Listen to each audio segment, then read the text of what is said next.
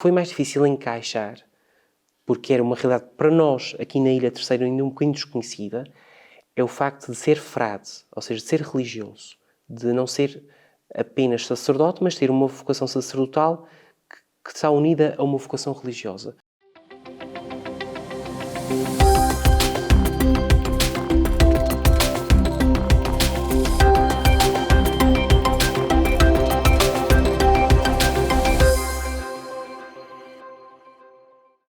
Seja muito bem-vindo a mais um Terceira Dimensão. Hoje temos um convidado especial, Renato Pereira, que é natural da freguesia da Vila Nova e nascido a 3 de maio de 1992. Frei Renato da Cruz foi a 15 de outubro de 2010, com 18 anos, para a Ordem dos Carmelitas Descalços, enquanto iniciava os estudos teológicos na Faculdade de Teologia da Universidade Católica Portuguesa, no Porto. Recebeu o hábito carmelita, iniciando o noviciado a 2 de setembro de 2012 e no dia 31 de agosto de 2013 fez a sua profissão temporal no convento do Menino Jesus de Praga. Entre setembro de 2013 e outubro de 2016, continuou o seu percurso formativo entre Salamanca e Madrid e aí continuou também os seus estudos académicos. A partir de 2016, integrou as comunidades carmelitas de Fátima e do Porto, concluindo então o seu período de formação inicial com a profissão solene. Atualmente ele faz parte da comunidade de Fátima e fez a sua profissão perpétua como carmelita descalço no dia 14 de dezembro de 2018. No passado dia 1 de dezembro, algo muito recente, recebeu a sua ordenação diaconal na Sé Catedral de Angra do Heroísmo, portanto na sua diocese. Renato, seja bem-vindo aqui ao nosso Terceira Dimensão. Posso tratar de Renato? Sim, por favor. Pronto, para quem não sabe, nós também nos conhecemos. Eu mais novinho um bocadinho, tu também, mas conhecíamos através da nossa paróquia, da mesma freguesia, e ambos estávamos inseridos na igreja. Eu lembro-me desde muito cedo que pertencias ao grupo de jovens amigos de Jesus. Entretanto, formou-se um outro grupo do qual eu fazia parte, e eu lembro-me de pertencer a grupos de crianças, onde animávamos a missa e também fazias parte. Portanto, o teu percurso foi desde muito cedo marcado pela Igreja e desde muito cedo entendeste que essa era a tua vocação. Sim, primeiro de tudo, muito obrigado pelo convite e é um gosto estar contigo. É sempre bom rever os amigos. Sim, eu desde que me lembro, desde que tenho consciência de mim, a Igreja e Deus e as coisas de Deus sempre estiveram muito presentes na minha vida.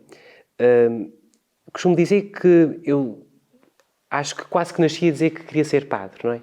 Eu lembro-me, aliás, não me lembro, os meus pais contam-me, que aí com 3 anos eu já dizia que queria ser padre. Acho que isso se deve também ao facto dos meus pais terem lá o Espírito Santo em casa, terem uma coroação, mais ou menos também quando eu tinha essa idade. E se calhar aquilo também despertou em mim alguma coisa, não é? Mas era um dizer que queria ser padre muito inocente, muito ingênuo, não é? Mas acho que foi, claro, eu sou crente, portanto olho as coisas também com um olhar crente. Acho que foi Deus a atuar com os meios que tinha. E de facto eu sempre me senti muito atraído pela Igreja. Eu muito novinho comecei a ir à missa sozinho, claro, primeiro só ao domingo, depois também às vezes à semana. E estar na Igreja era quase como estar em casa, não é? E, portanto, o envolvimento posterior no grupo de crianças, nos grupos de jovens, nos retiros, no grupo de oração, no curso bíblico, depois também como catequista, era algo muito natural, era uma continuação quase lógica daquele encanto que eu sentia pelo espaço que era a Igreja e também o encanto que sentia em estar na Igreja, ou seja, em estar próximo de algo que me era muito quase familiar. Depois percebi que esse algo era Deus, em Jesus Cristo, não é? E foi um caminho assim muito progressivo, mas sim, acho que desde criança este horizonte de Deus e da vocação, ainda que de uma maneira muito ingênua, muito infantil, mas era muito presente. E depois, claro, que ganham razões mais profundas, foi objeto de um discernimento, mas sim, desde criança esse horizonte marca a minha vida. Portanto, então, todos os movimentos que estavas inserido e também as pessoas que fizeram parte da tua vida, recordo, por exemplo, do Padre Francisco, foram fundamentais para este percurso. Sim, eu não me consigo explicar a mim mesmo, nem à minha história, sem todas as pessoas que passaram pela minha vida e nos diversos grupos, até as pessoas que muitas vezes não compreendiam o trabalho pastoral que se desenvolve. Claro que como em todas as coisas, mas também na vida cristã, muitas vezes as sensibilidades são diferentes. E acho que até as pessoas que muitas vezes não compreenderam as opções pastorais que se tomaram, ou o trabalho pastoral que se fazia, acho que até essas pessoas foram muito importantes, porque me obrigaram a pensar porque é que eu estava a fazer aquilo. Quais eram as motivações profundas que me levavam a fazer isso. E isso foi um caminho muito bom e muito prático para ir percebendo realmente a que é que Deus me chamava. Ou seja, se eu estou a fazer isto por causa de mim, porque me sinto bem, como um ativismo, que é legítimo, que é bom, mas há outros lugares para lutar por uma causa. Também pertenci um tempo aos escoteiros, também estive muito tempo no grupo folclórico da Vila Nova, mas ali era diferente. Havia uma dimensão que lá está, que é a vida espiritual, que é a vida cristã, que é a vida de comunhão com Deus, que tornava aquela atividade diferente. E sim, há pessoas que marcaram absolutamente o meu caminho. E se calhar, nesta primeira etapa do meu caminho, enquanto vivi aqui na Ilha Terceira até aos 18 anos, o Padre Francisco foi, sem dúvida, aquela pessoa que me marcou. Há claramente na minha vida uma etapa antes do Padre Francisco e depois do Padre Francisco. Acho que foi a proximidade com um sacerdote encantado com a sua vocação, um sacerdote com um estilo muito próprio, é verdade, que me fez despertar, não é? Lembro-me de ser criança, e quando digo criança, eu estava no terceiro ano quando ele chegou, portanto, ali no quarto, quinto ano, não é? De ficar encantado ao ver o tempo que ele passava a rezar na Capela do Santíssimo, não é? Nós somos dois da Vila Nova, conhecemos a Capela do Santíssimo, sabes muito bem o que eu estou a dizer, não é? A maneira como ele ficava ali e tudo mais podia esperar, porque aquele momento era importante, não é? E foi com ele que eu aprendi a rezar a Liturgia das Horas, que é a oração assim oficial da Igreja, não é? De facto, o que eu via nele era esta conjugação entre uma vida orante, ou seja, um homem de joelhos no chão, mas também um homem que depois era muito próximo, muito dinâmico, muito ativo, claro que com a sua personalidade, com o seu modo de ser, que muitas vezes também chocou com aquilo que era o costume, não é? Mas isso também foi importante para mim para perceber que Evangelho e cultura são realidades que dialogam, mas não são coisas iguais. O Evangelho é maior do que as culturas, não é? E a nossa cultura é muito bela e cada dia sou mais encantado por ela, não é? Mas o Evangelho é maior do que tudo isto, não é? E o Padre Francisco foi, a vários níveis, um despertador de Deus na minha vida. E, sobretudo, foi a pessoa com quem eu partilhei estas inquietações, não é? Porque ali entre o quinto e o sexto ano, esta questão vocacional era uma questão que me dava muita vergonha. Eu não falava disto a ninguém. Toda a gente dizia que eu ia ser padre e eu detestava que me dissessem, não é? As minhas catequistas diziam, mas tu vais ser padre, não é? Eu não quero que me falem isso, não quero saber disso. Porque, pronto, era uma coisa que eu não sabia explicar, não é? Mas a chegada do Padre Francisco, todo o movimento que ele imprimiu à paróquia, a maneira como eu também me fui integrando nesse movimento, tudo isso foi despertando, não é? E depois, ali a partir do sétimo ano, foi ele que me acompanhou quase mensalmente, não é? Tínhamos uma conversa sobre estes temas. Ele foi-me ajudando a perceber também os sinais que eu encontrando na minha vida. Claro, eu era um menino, era um adolescente, e ele, com uma paciência paternal, verdadeiramente paternal, foi-me ensinando a perceber como é que Deus atua e como é que Deus fala. E lembro-me daquelas conversas longas lá no nosso cartório da Vila Nova e que foram, sem dúvida, fundamentais, não é? E também muitas outras pessoas, os meus colegas, os meus amigos, quase meus irmãos, não é? De sangue do grupo de jovens, primeiro dos Amigos de Jesus, mas também das Chamas do Espírito e dos Amigos da Fé, na fé, foram pessoas fundamentais, não é? Para rezarmos juntos, para trabalharmos juntos, para sofrermos juntos, para crescermos juntos, não é? E para descobrirmos muita coisa juntos. Acho que eu não seria quem sou hoje se não tivesse aqueles jovens, mais velhos do que eu, alguns, com quem aprendi tanto, não é? E depois as catequistas, que fizeram um trabalho excelente comigo, todas as pessoas da comunidade, e até de outras comunidades. Nós temos muita ligação com o pessoal das LAS, com o grupo de jovens, os mensageiros, não é? E este trabalho também com outras paróquias, com outras sensibilidades, foi muito importante. Já agora que falo nos mensageiros, também uma pessoa fundamental no meu caminho foi o Padre António Rocha, que faleceu recentemente, e também aqui a minha homenagem a ele. Também um exemplo de sacerdote, de um homem muito de oração, que me comoveu profundamente. Mas sim, eu não me consigo explicar sem toda esta gente que me ajudou imenso no meu caminho. Mas em alguma circunstância houve aquele momento em que disseste, ok, tenho que seguir esta vocação, houve aquele chamamento que se costuma dizer que existe? Sim, ou seja, não houve um anjinho, nenhuma voz, nenhuma luz. Não houve nada disso. Não. Se bem que eu desejava muito isso, eu estava sempre à espera que isso acontecesse, não é? Nós, quando fazíamos adorações, dissíamos assim, oxalá que seja hoje, oxalá que seja hoje que eu vou ver a luz ou vou sentir a voz. Não, nunca houve voz, nunca houve luz, nunca houve uma carta registada que chegou a casa e dizer, olha, o teu lugar é este. Mas alguns momentos marcaram-me muito. Por exemplo, um momento que nós estávamos... O grupo de jovens tinha uma coroação, aquela famosa coroação lá do grupo de jovens, e houve uns problemas, não é? Como é normal nos grupos de jovens, e o Padre Francisco estava um bocadinho, cansado daquilo, e lembro-me de... Entretanto, o telefone da igreja tocou, nós não sabíamos onde estava o Padre Francisco, e eu fui à procura dele e encontrei-o na Capela do Santíssimo, de joelhos, e assim emocionado. Acho que não há para dizer, a chorar, não é? E esse foi um momento em que eu percebi o que é ser pai, espiritualmente falando, não é? E isso mexeu muito comigo. Perceber que... Porque eu sempre quis ser pai, não é? Eu lembro-me da minha professora primária, a professora Conceição Vaz, no último dia de aulas do 4º ano, me perguntar: oh, Renato, mas então, como é? Tu queres ser padre? Eu assim... eu na minha inocência... eu gostava de ser padre, mas eu gostava muito de ser pai. Gostava muito de ter os meus filhos. Pronto, isto na minha inocência, não é? E eu acho que naquele dia, vindo ali o Padre Francisco, também... cansado das nossas brigas e das nossas intrigas, acho que percebi o que era alguém ser pai, no sentido espiritual da palavra, não é? E isso mexeu muito comigo. Também, outro momento que mexeu muito comigo foi fazer uma experiência como depois fiz com os Carmelitas Descalços, ou seja, chegar a um lugar que tu não conheces, com pessoas que tu não conheces, nunca viste à frente, e de repente sentes-te em casa, do nada.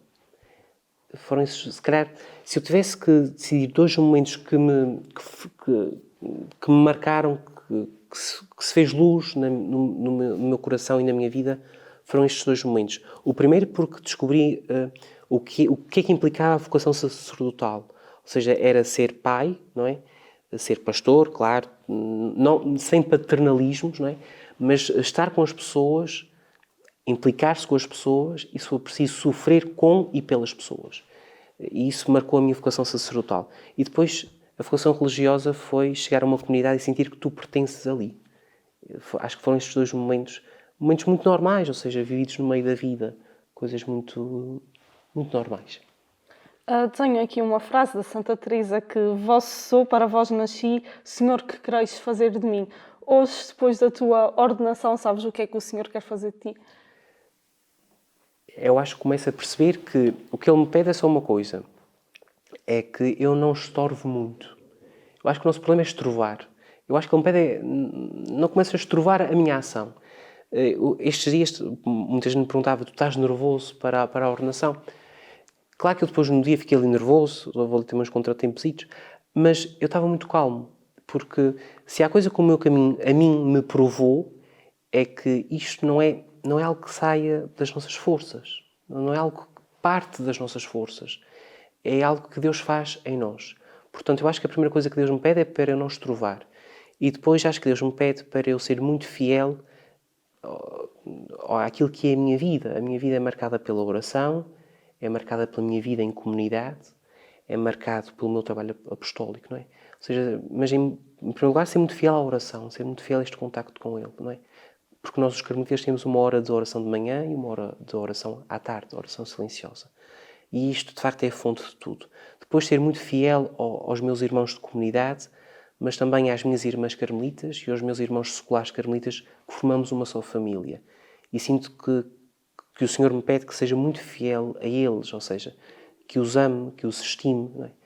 Porque o apostolado, ou seja, a nossa obra, aquilo que nós fazemos, brota naturalmente daqui. Ou seja, brota quando um jovem, quando uma pessoa de meia idade, quando um idoso, não é, procura um carmelita, é sempre por causa da vida de oração, por causa da espiritualidade, não é? E nós o que fazemos é partilhar a nossa vida. E claro, se a nossa vida comunitária está um desastre, A pessoa que vem não se vai sentir bem. Se eu não rezo, se eu não tenho uma intimidade com o Senhor, eu não tenho nada para dar a essa pessoa. Portanto, se eu sou um carmelita fiel à minha oração, fiel à minha comunidade, a minha obra, o meu papel na igreja vai brotar naturalmente. Portanto, eu acho que é isso que Jesus me pede, é que para eu não estrovar muito, para eu ficar quietinho, que vais diz por cá, e depois para ser muito fiel àquilo que é a minha identidade. E o resto vem por acréscimo. Ao longo do teu percurso, alguma vez duvidaste de ti? Por exemplo, os teus pais, os teus amigos, sempre te apoiaram nesta decisão? Houve algum momento em que disseste, ok, se calhar este não é o caminho a seguir? Sim, ou seja, eu acho que a vocação sacerdotal era uma vocação previsível, porque num certo momento da minha vida eu passava mais tempo na igreja do que em casa. Portanto, o que não era normal num rapaz de 16, 17 e 18 anos. Portanto, começou-se a perceber que aquilo ali, pronto, era para padre, não é? O que foi mais difícil, eu não digo que fui contrariado, mas o que foi mais difícil encaixar, porque era uma realidade para nós, aqui na Ilha Terceira, ainda um bocadinho desconhecida, é o facto de ser frade, ou seja, de ser religioso, de não ser apenas sacerdote, mas ter uma vocação sacerdotal que está unida a uma vocação religiosa. Porque nós temos, e peço desculpa se cometo aqui uma gafe, não é? Nós temos cá na ilha os irmãos de São João de Deus e uma presença franciscana que eu não sei neste momento como é que está, não é?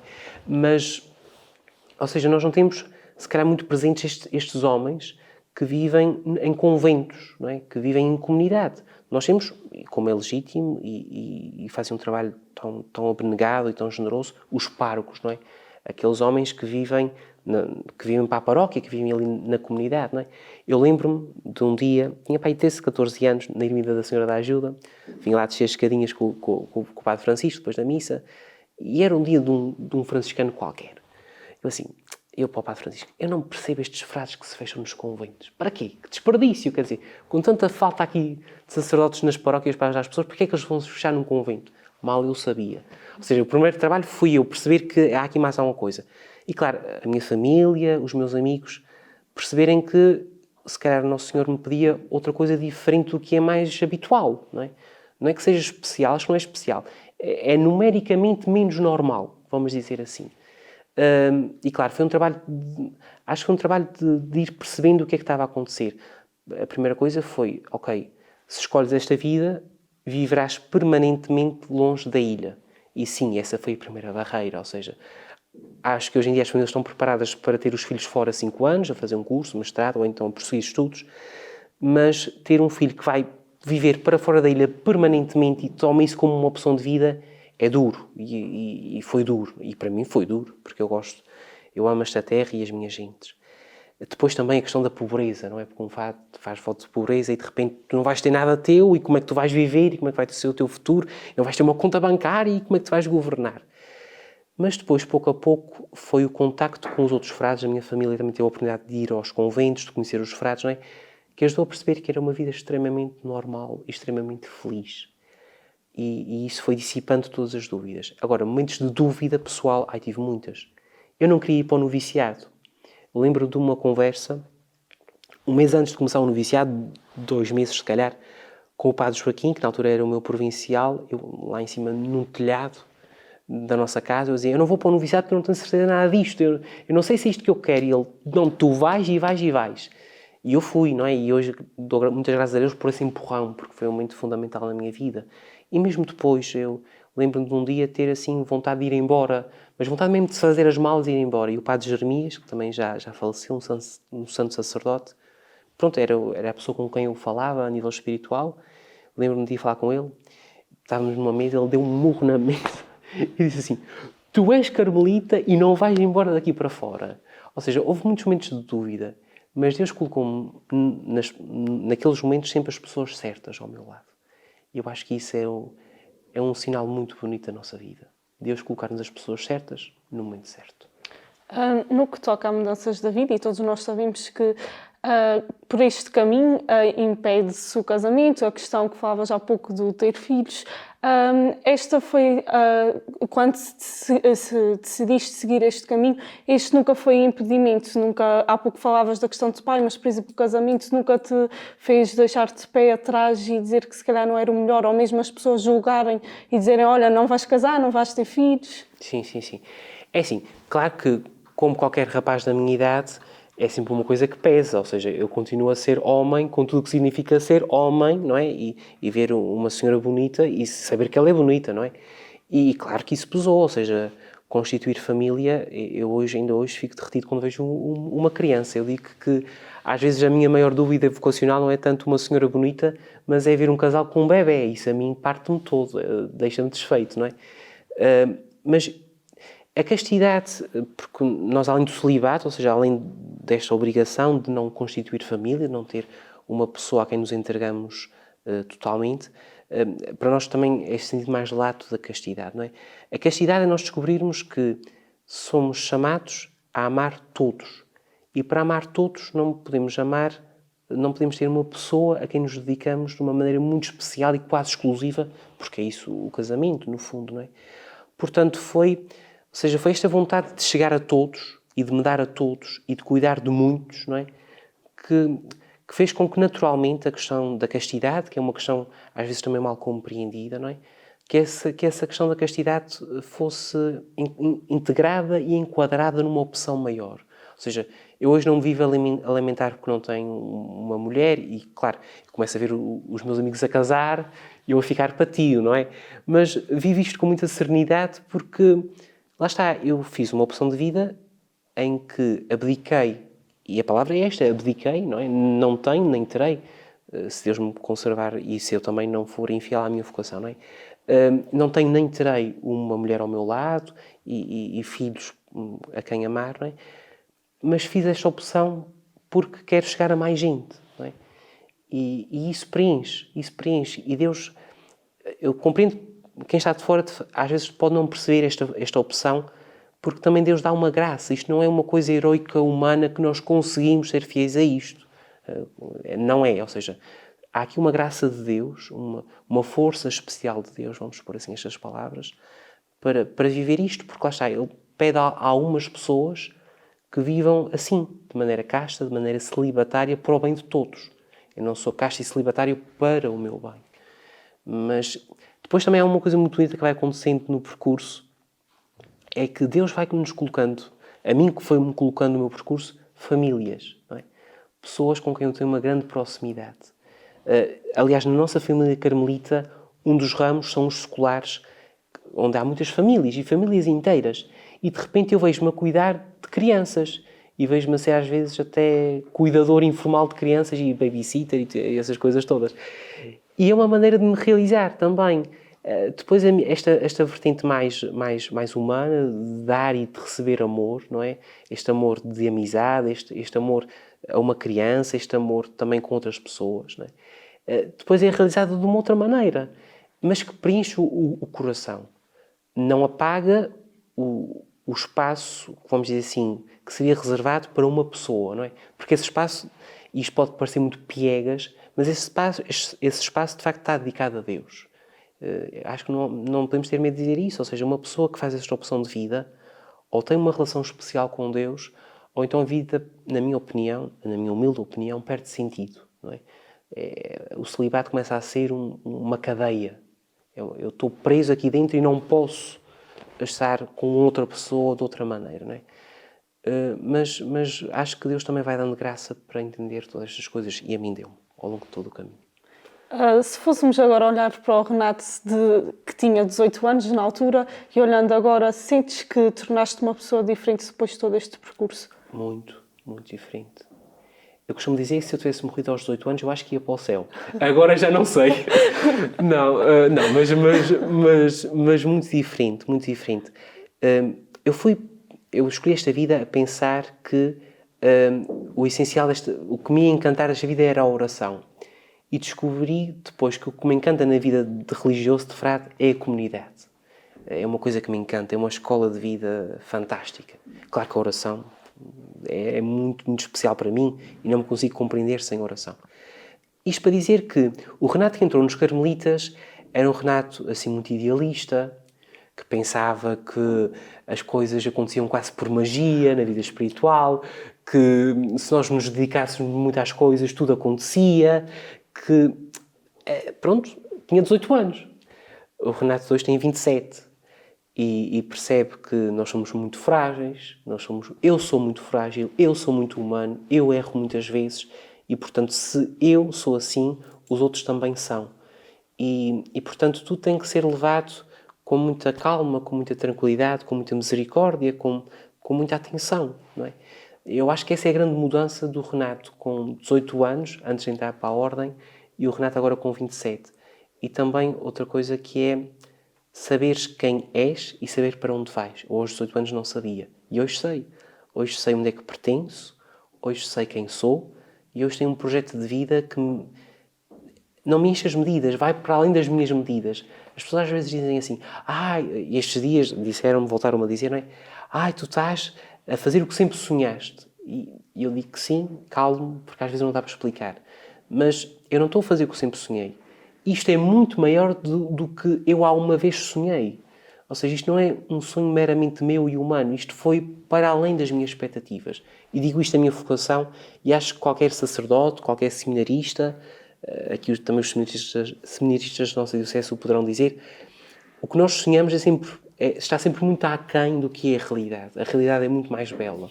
E é isto. Hoje o Renato, depois de 9 anos já de vida carmelita, é um Renato que está muito feliz e que percebe que Deus lhe deu muito mais do que aquilo que ele podia sonhar ou imaginar, mas muito mais mesmo. E porquê que a escolha da Ordem dos Carmelitas?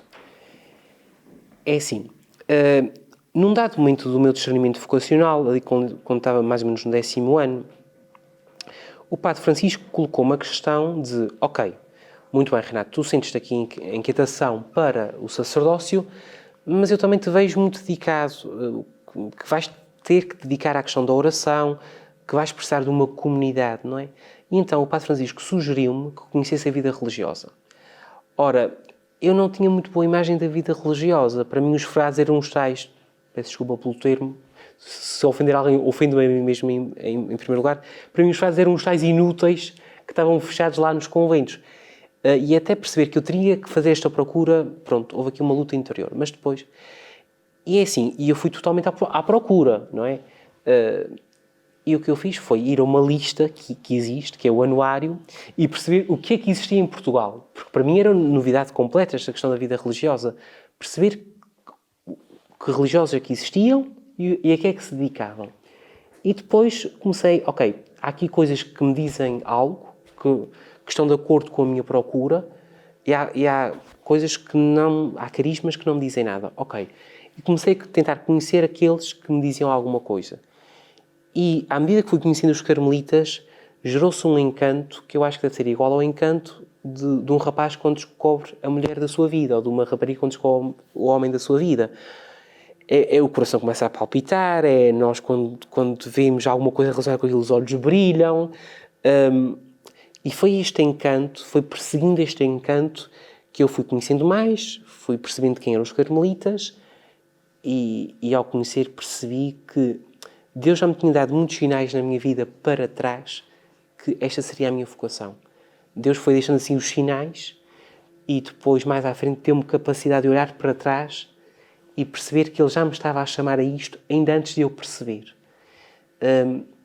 Mas, essencialmente, o que marca um carmelita é, em primeiro lugar, a questão da oração. E a oração contemplativa. Ou seja, uma oração feita de silêncio. Feita de presença diante de Deus. Não é? Isso é a primeira coisa.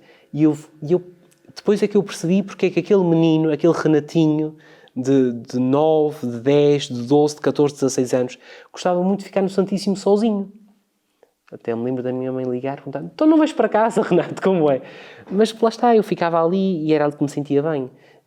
Depois eu percebi porque é que aquele Renatinho de 16 anos sentia-se muito bem com os jovens e sentia-se muito bem a viver com outras pessoas que partilhavam os mesmos ideais.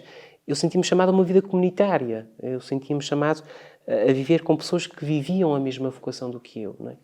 E depois fui percebendo que aquele Renatinho que gostava muito de ir para os retiros e de estar nos retiros e que havia outros tipos de coisa que não gostava tanto de fazer na vida da igreja, aquele Renato queria se dedicar a uma pastoral da espiritualidade, ou seja, de ajudar as outras pessoas na sua vida espiritual, a crescer na oração, a crescer nas virtudes e a crescer na sua relação com Deus. De facto, Deus foi-me dando os sinais todos. E eu depois, o que fui ganhando foi capacidade para ler esses sinais que Deus me dava. Como é que podemos aqui descrever a Ordem dos Carmelitas Descalços? Em que consiste os trabalhos que costumam fazer? Muito bem. A Ordem dos Carmelitas Descalços é uma ordem com uma longa história. Nós começamos no Monte Carmelo, pelo século XII, quando os cruzados que iam da Europa para libertar a Terra Santa da presença muçulmana,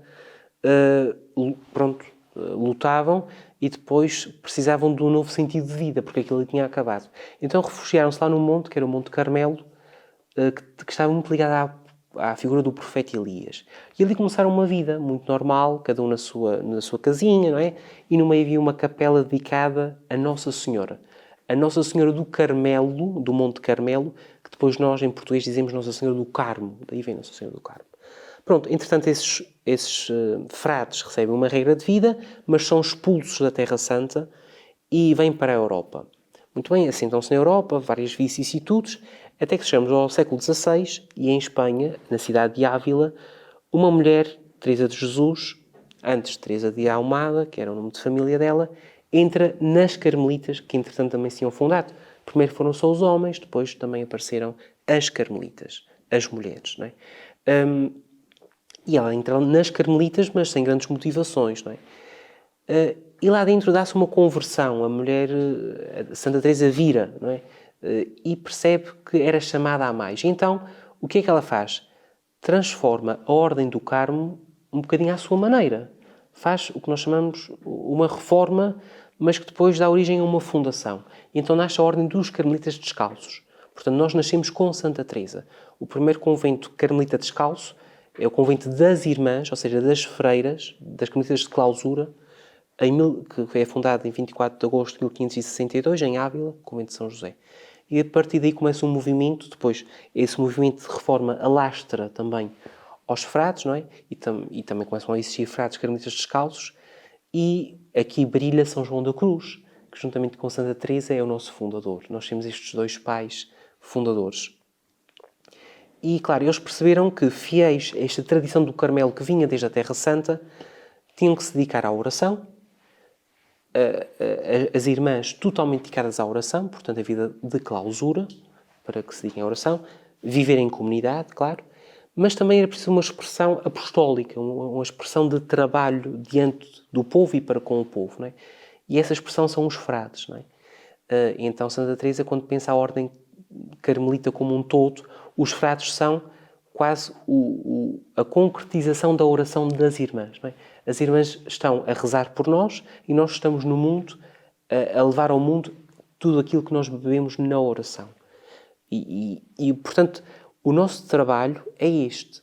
É, primeiro, sermos fiéis à oração e depois ajudarmos as pessoas que nos procuram a crescer na oração, a crescer nesta relação com Deus. Porque a oração não é só rezar Pai Nosso e Ave Marias, como nós estamos habituados. A oração pode ser muito mais do que isso. Aliás, a oração é muito mais do que isso. A oração é uma relação de amizade com Cristo, não é? E claro, dizer isto é dizer tudo e pode ser não dizer nada, não é? Porque podemos ser dizermos muito amigos de Deus, mas depois quando nos colocamos em silêncio dentro do sacrário do Santíssimo, quer dizer, ficamos doidos, como dizemos cá, para sair dali para fora, não é? Portanto, aprender a estar com este Jesus, aprender a escutá-lo, esse é o trabalho de um carmelita. E, primeiro para si próprio, para depois também poder ajudar outros a fazê-lo. Porque nós, claro, trabalhamos com grupos, mas também trabalhamos muito a nível individual. É o acompanhamento de cada pessoa que nos procura. E depois também nos dedicamos muito a esta família, porque nós somos os primeiros que temos que cuidar das nossas irmãs e também dos nossos escolares, que são homens e mulheres totalmente normais, que estão nas empresas, nas escolas, nos serviços públicos, ou que vivem só dedicados à sua família, não é? Que são casados, que são solteiros, mas que vivem a mesma vocação que eu vivo, mas no meio do mundo, não é?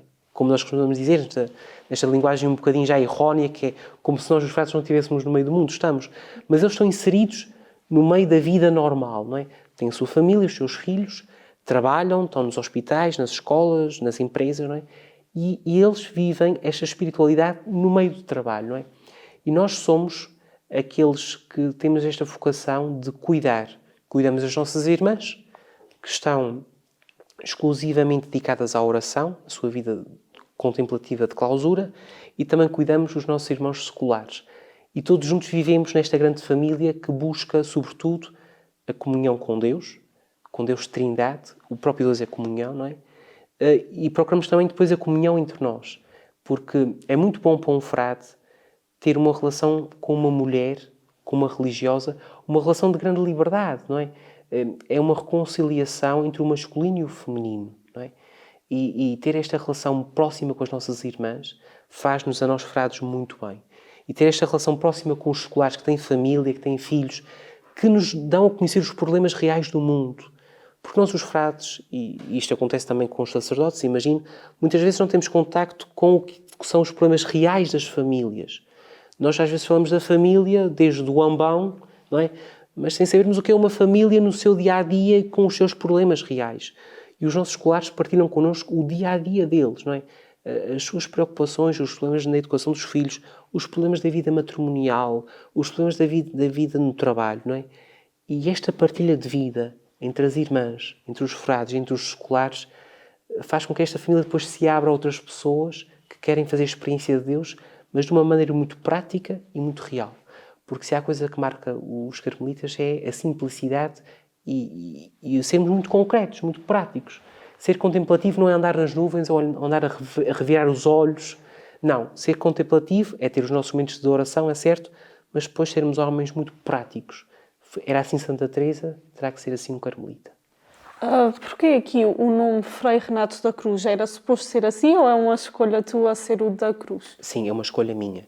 Antigamente, os religiosos, para significar que eram outra pessoa, ou seja, que assumiam uma nova vida, mudavam até o primeiro nome, que é o nome de batismo. Pronto, depois do Concílio Vaticano II isso mudou. Porque antes mudavam o primeiro nome e recebiam sempre o que nós chamamos de nome religioso ou nome de religião ou de profissão. E antes era imposto, não é? O frade recebia, por exemplo, um frade que se chamasse Joaquim, na ordem podia-se chamar Frei António do Santíssimo Sacramento, não é? Antes o nome era um bocadinho imposto, não é? Hoje em dia é um bocadinho diferente. Nós mantemos o primeiro nome, eu sou Renato no cartão de cidadão e no meu assento de batismo, e escolhemos um nome religioso, claro que depois também é aprovado e isto em diálogo com os nossos superiores, que significa um bocadinho o que nós achamos que é a nossa vocação e aquilo que centra o nosso olhar e a nossa vida. E a cruz deste pequenino foi uma coisa que me centrou o olhar. Lembro-me do Padre Francisco que dizia: se queimassem todos os livros do mundo, bastaria uma cruz para nós percebermos o amor de Deus. Ou seja, um Cristo que se entrega totalmente e que se deixa matar por amor. Não é? E para mim a cruz tem esse significado, é a doação até ao limite. E se for preciso dar a própria vida por amor. E por isso escolhi este nome. Outros confrades meus têm outros nomes, mas eu escolhi ser Renato da Cruz. E aqui nos Açores há muito tempo que não existiam os carmelitas descalços, não é assim? Sim, exatamente. Nós os carmelitas descalços, nunca tivemos a oportunidade de fundar aqui uma comunidade, mas já vários terceirenses e açorianos entraram na nossa ordem anteriormente. Aliás, se calhar também é o momento para fazer uma homenagem a um ilustre terceirense e angrense, André Madruga, que foi, salvo erro, o primeiro carmelita açoriano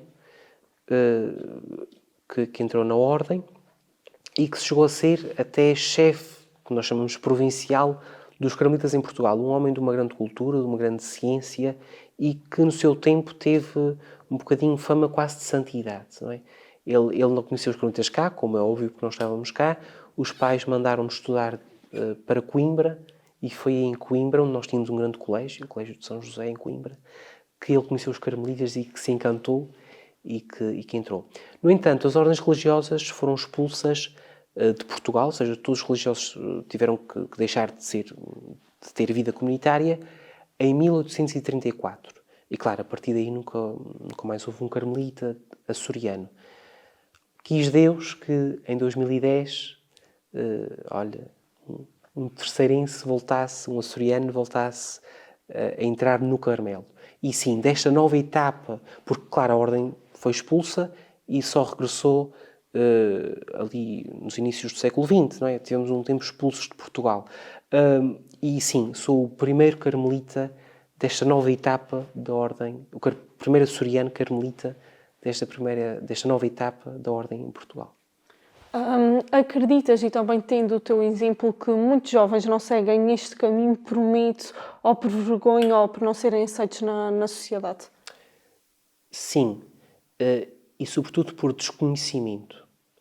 Eu acho que nós somos pré-formatados, e a nível social também, que nós somos para casar, não é? O Papa Francisco tem falado muito do discernimento e da necessidade de, com os jovens, fazermos um trabalho de pastoral vocacional. Ou seja, que o jovem se pergunte qual é a sua vocação, para que é chamado. Claro que nós na escola temos a chamada orientação vocacional, mas isso é mais a orientação quase profissional, ou seja, que profissão que vais ter. Mas aqui o que está em causa é outra coisa, é nós percebermos a que vocação somos chamados. Porque suponho eu que casar não é só casar, é preciso também preparar a vida para o casamento, não é? Nós, por acaso, a nível dos carmelitas, temos uma atividade muito bela, que é o Rumos, em que, claro, como nós temos as três vocações, as três grandes vocações da Igreja, a vida sacerdotal, a vida religiosa e a vida matrimonial, criamos uma atividade em que os três ramos partilhamos com os jovens a nossa vocação. É um fim de semana, quase uma espécie de retiro, não é? Em que vamos com várias dinâmicas ajudando os jovens a perceber qual é a sua vocação através da partilha da nossa vocação.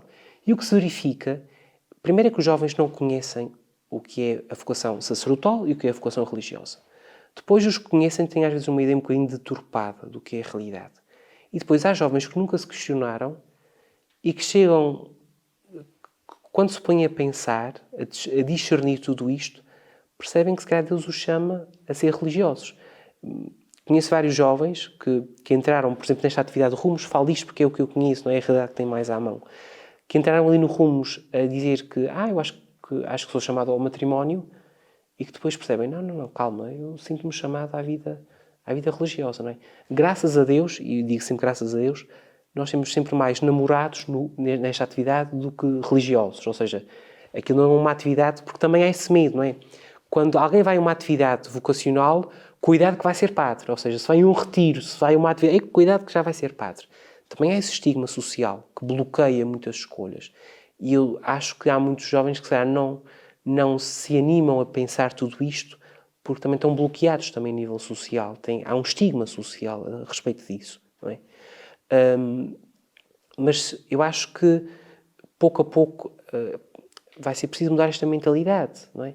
Ou seja, nós podemos ser chamados para o matrimónio, mas também para a vida sacerdotal ou para a vida religiosa.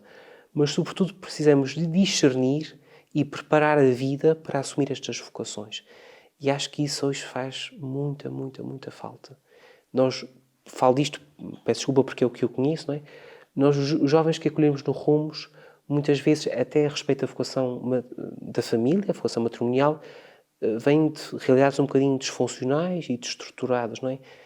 E é preciso que se voltem a encantar com o que é uma família, que percebam a que é que a família está chamada, o que é que a família pode ser. Portanto, eu acho que é um trabalho de pastoral vocacional imenso a fazer. Mas tem que ser através do testemunho. Não é com muitos discursos. É partilhar a vida, partilhar o que é cada uma das vocações. E consideras que não só para quem sente que tem essa vocação, mas que a Igreja tem que ter um papel no que toca a cativar os jovens, não ser falso, muito que a Igreja ainda tem um modelo muito antigo. Por exemplo, agora temos as redes sociais, podia-se evangelizar através das redes sociais. Pensas que há um longo caminho ainda para conseguirem cativar mais jovens para a Igreja? Sim, eu acho que esse, graças a Deus, e digo graças a Deus intencionalmente, é o eterno problema da Igreja. É como levar o Evangelho aos homens do seu tempo, não é? Nós estamos muito preocupados com a nossa situação atual, não é? porque de facto não é só uma época de mudanças, é uma mudança de época. Mas se formos olhar a história da Igreja para trás, outros tempos não tiveram desafios menores que os nossos, não é? Estes são os desafios que nos tocam viver neste tempo, não é? Mas, respondendo concretamente à pergunta, sim, eu acho que a Igreja tem que continuar nesse esforço que é quase original da Igreja, desde os primeiros tempos, de chegar, não é? A Igreja primeiro estava implantada só quase num povo, não é? E depois percebeu que tinha que ir para os outros povos. Percebeu, depois tinha que ir para outros continentes. Percebeu que se tinha que inculturar nesses outros continentes, não é? E isto mostra como é a dinâmica da Igreja. O Evangelho e a Igreja nunca estão totalmente enculturados. É sempre preciso fazer um trabalho de enculturação, não é? E esse trabalho não é menor hoje, não é? De facto, as redes sociais são um grande desafio. Mas acho que aqui também a Igreja... E atenção, eu sou, e também na minha ordem, sou um dos principais defensores e estamos a dar passos bem consolidados para apostar nas redes sociais. Por exemplo, nós estamos, os carmelitas, a fazer uma grande aposta em tudo o que é multimédia. Nós transmitimos diariamente laudes e vésperas para que as pessoas possam acompanhar e rezar em casa, ou no telemóvel, onde estão, não é? E também agora vamos começar, em ordem à Jornada Mundial da Juventude, também com um projeto mais juvenil nesse sentido. Agora, a Igreja também tem uma sabedoria que é, há coisas que passam. Há coisas que valem a pena e há coisas que passam, não é? E às vezes a Igreja ir com uma certa calma não é mau. Não é mau de todo. Porque vai percebendo em que é que deve apostar e em que é que não deve apostar. Agora, também é verdade que há um certo atraso, não é? Com calma, mas não parados, não é? E às vezes ainda estamos um bocadinho parados. E acho que o Evangelho nunca foi tão pertinente como hoje. E quando um jovem conhece Jesus Cristo, pelo menos essa é a minha experiência, esse jovem agradece muito isso. Porque hoje a vida às vezes pode ser vivida com um sentido muito efêmero, não é? E Jesus Cristo, quando o conhecemos, abre-nos um horizonte novo. E isso dá alegria, dá sentido à vida. Portanto, eu acho que o trabalho de evangelização nunca foi tão necessário como hoje. Acho que a juventude nunca precisou tanto de Jesus como hoje. Agora, há um trabalho eterno de fazermos Jesus Cristo chegar aos jovens. E acho que aqui o meio é a amizade. É uma relação muito próxima. Claro que nós podemos apostar nas redes sociais, claro que nós podemos apostar tudo isso e devemos apostar. Mas eu acho que é o tu a tu, a relação pessoal com cada jovem, que pode levar o jovem a fazer a experiência de Jesus. Vou terminar aqui com uma frase que de certeza que vais reconhecer, que é que eu imite Jesus, que não veio para ser servido, mas para servir e dar a vida. Hoje, se voltássemos ao Renatinho, pequenino, hoje continuavas com este caminho ou serias outra coisa? Continuava com este caminho, sem sombra de dúvidas. Nós temos aqui esta expressão, não é? Gente feliz com lágrimas, não é? E às vezes, pronto, a vida também tem as suas dificuldades, tem as suas sombras, mas eu sou imensamente feliz na minha vocação. E isso não se disfarça. Há momentos difíceis, há lutas diárias comigo próprio, ou seja, eu sou a primeira pessoa que tem que mudar.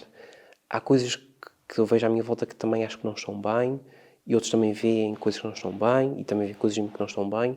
Há uma luta diária e estas lutas às vezes são dolorosas, podem ser dolorosas, não é? O mundo também às vezes é muito hostil ao nosso estilo de vida e fala-se hoje tanto de liberdade, mas não há assim tanta liberdade como se apregoa, não é? Mas ainda que às vezes com estas lágrimas, que eu acho que são a minha concretização da tal cruz, não é? Eu sou imensamente feliz. E, como digo, o que Jesus me deu é muito, mas muito maior e melhor do que aquilo que eu alguma vez podia ter imaginado ou sonhado. Isto é melhor que o melhor dos meus sonhos. Portanto, se voltasse atrás, eu acho que só teria sido mais cedo carmelita.